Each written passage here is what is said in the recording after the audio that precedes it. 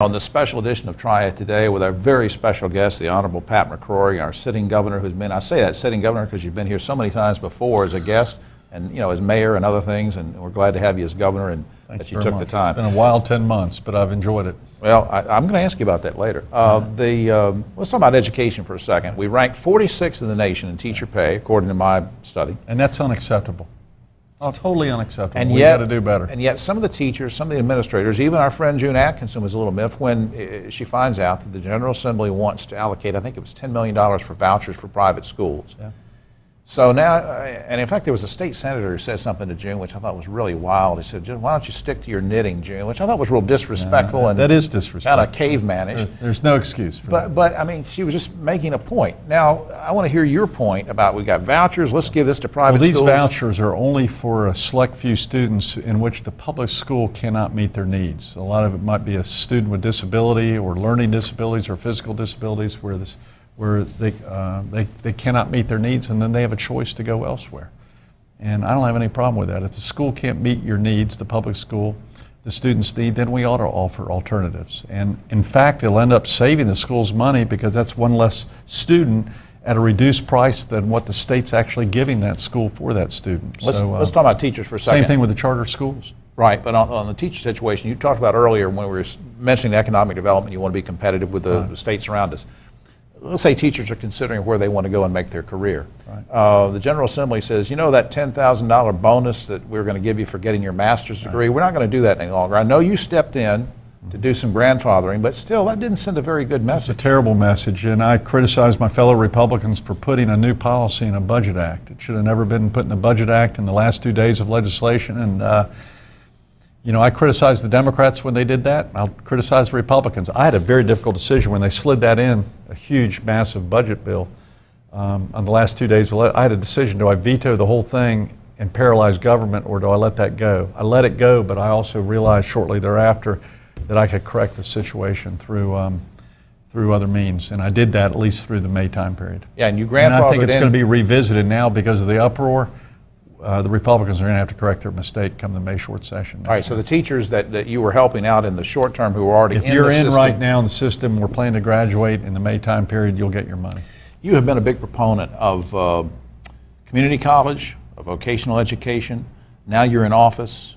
You've got your hands on the controls to do things you want to do. Yeah. Are you doing it? First bill I signed, bipartisan, almost unanimous, Republicans and Democrats, was a vocational track for high school students. Not just a 4-year college track for high school students, you know, where you might take classic English or classic literature or algebra 3 or whatever, but also now a vocational track. We got first piece of legislation, we got it done, bipartisan. You didn't read much about that either. No. But I think it was one minor headline buried. I'm very, very proud of that. There were, not that this has to do with anything we've talked about so far, but I wanted to get this in. As a candidate, you took a stand, and again, correct me if I'm wrong, that in terms of women's reproductive rights, you wouldn't sign any more legislation to further restrict those rights. General Assembly seems to have done that. Women were really upset with you. Some women's group were protesting, wanted to meet with you. The story goes that you sent out some cookies for them. I actually didn't send them out, I walked out. Did you take it to them? I took it to them. But my question is, I thought we were supposed to be nice to people, and I got criticized for taking cookies. Well, they didn't like, anyway, they didn't like your cookies. Okay, so. They were great cookies. Well, I understand that, but why, apparently they didn't get what they wanted. They didn't hear what they wanted to hear. They were wrong. The Senate Republican bill was a terrible bill. And I said flat out, if that bill passes, I will veto it. So what I did was work out a compromise in which there are no further restrictions, and what we did was put new regulations which had not been updated in 11 years, and now with pills for abortion, you needed some new regulations. Plus we had a couple abortion clinics, frankly, that were meat houses, that weren't even mopping the floor in between abortions. And they needed some regulations update, and they needed stronger enforcement. That's what I agreed to. And guess who's writing the new rules and procedures? Not the Senate or House Republicans, my Health and Human Services Secretary, who's a doctor.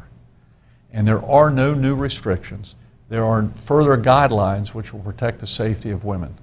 And that's what I'm in favor of. The protesters were not getting publicity by saying what actually happened, but were repeating over and over again the bad Senate bill, which should have been repeated over and over again, but they didn't give us credit for going, we listened to you, even though you didn't take my cookies, and we solved the problem.